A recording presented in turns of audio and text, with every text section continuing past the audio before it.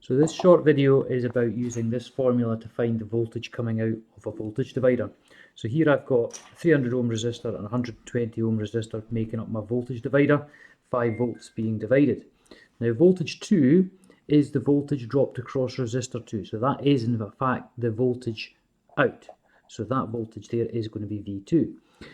So that can be calculated by Vs, which is the 5 volts, times R2, which is 120 ohms, divided by R1 plus R2, which I can do together, is going to be 420 ohms.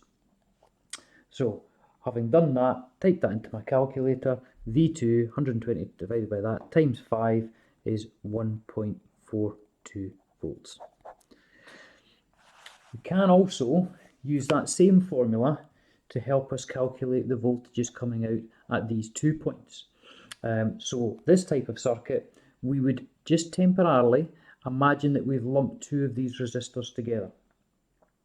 So for example, if I was calculating this voltage here, again using the same formula, is Vs times R2 over R1 plus R2.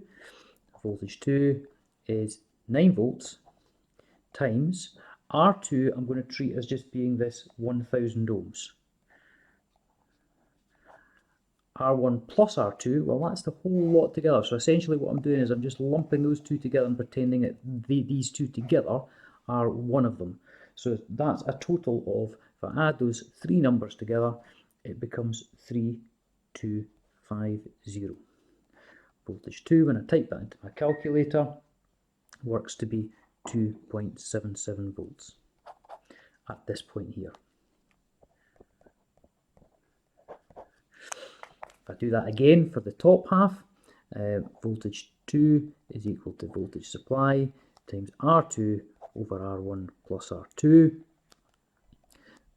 Supply voltage of 9 volts is still the same, times R2 this time is going to be these two lumped together, so that's going to be 2650 over the total of R1 plus R2, which is all of those together, which is 3250.